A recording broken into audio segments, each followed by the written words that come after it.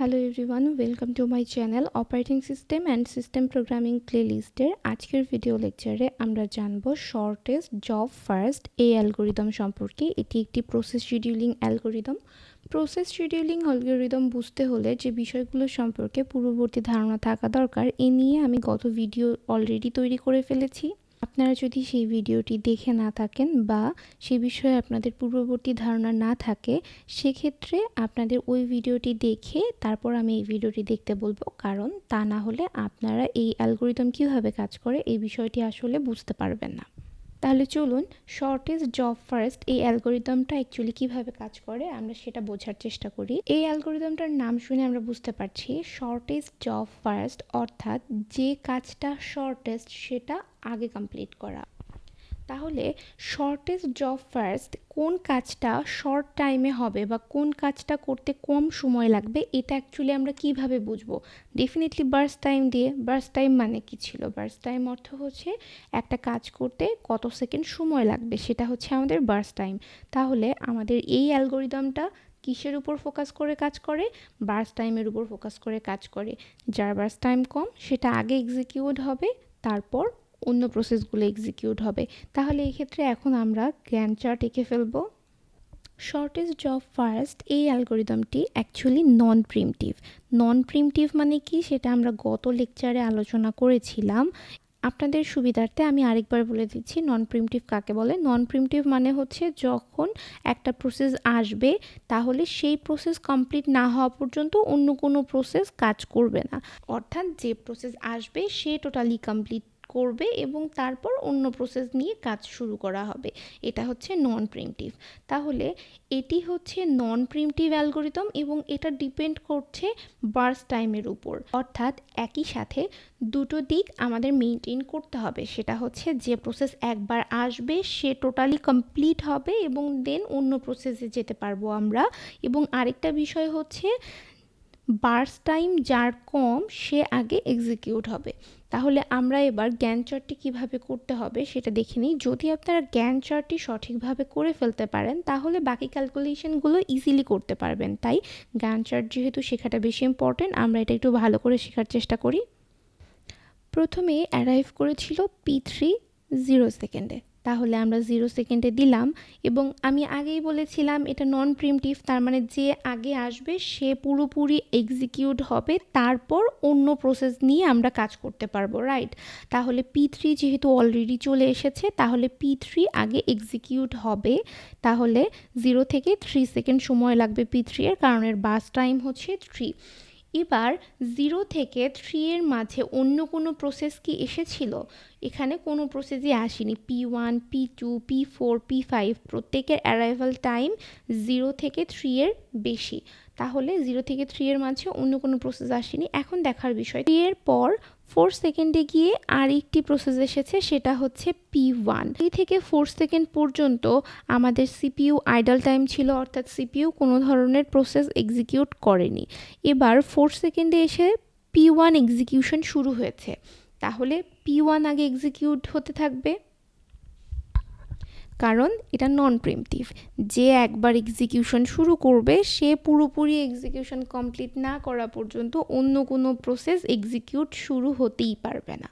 তাহলে P1 execute করবে 5 সেকেন্ডের জন্য। তাহলে 4 সেকেন্ড থেকে শুরু করে আরও 5 সেকেন্ড যখন P1 এক্সিকিউট করবে তাহলে 4 + 5 = 9, তার মানে P1 কমপ্লিট হবে 9 সেকেন্ডে গিয়ে, রাইট? এবার আসছে 4 থেকে 9 সেকেন্ড পর্যন্ত কোনো প্রসেস কি অ্যারাইভাল হয়েছে?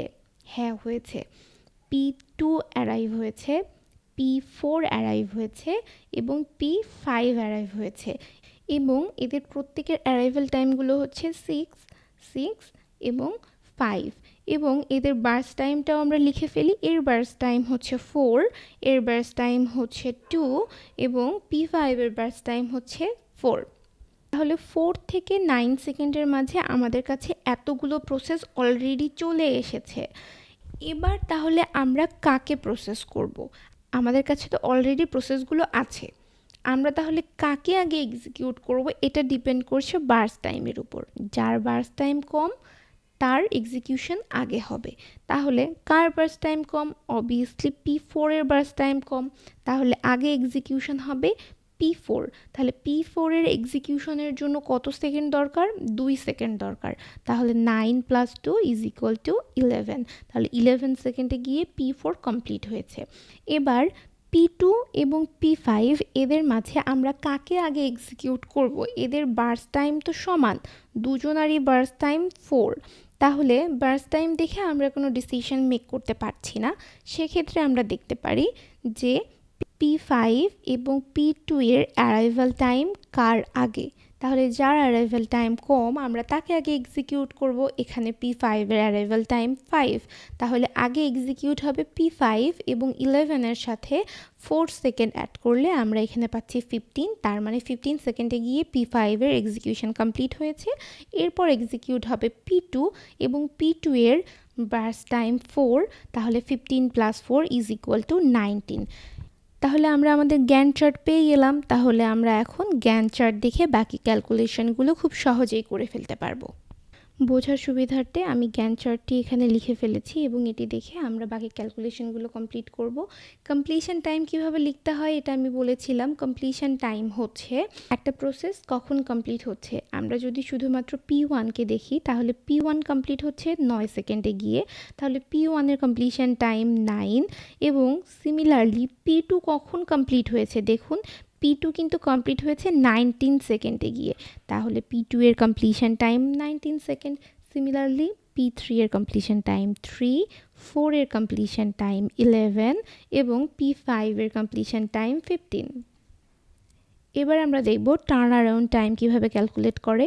টার্ন অ্যারাউন্ড টাইম ক্যালকুলেটের রুলস হচ্ছে completion time minus arrival time. আমরা এখানে কমপ্লিশন টাইম পেয়ে গিয়েছি এবং আমাদের কোশ্চেনে অ্যারাইভাল টাইম দেওয়া আছে, তাহলে আমরা কমপ্লিশন টাইম থেকে যদি অ্যারাইভাল টাইম মাইনাস করে দিই তাহলে আমরা একটা প্রসেসের টার্ন অ্যারাউন্ড টাইমটি পেয়ে যাব।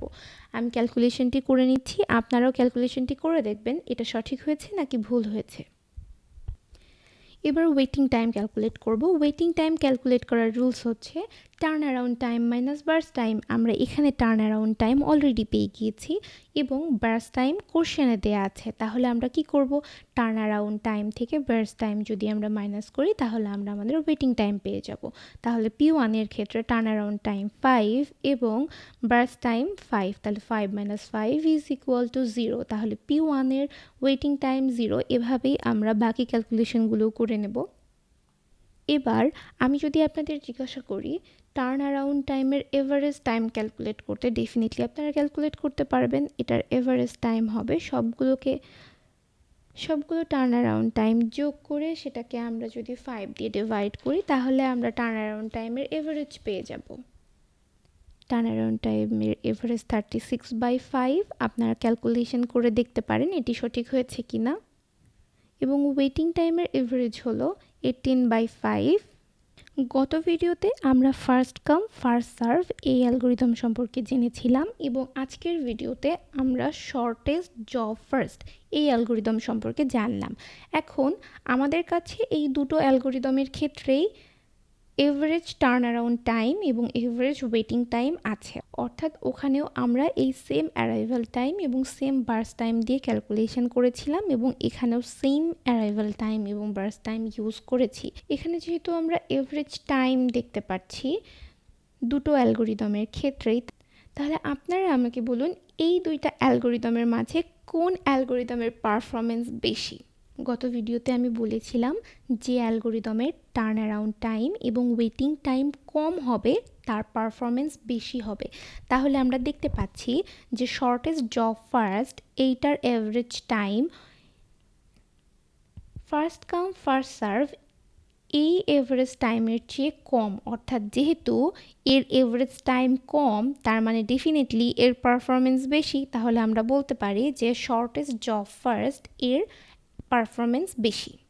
এবার আমরা দেখব যদি অ্যারাইভাল টাইম দেয়া না থাকে সেক্ষেত্রে শর্টেস্ট জব ফার্স্ট এই অ্যালগরিদমটি কিভাবে কাজ করে।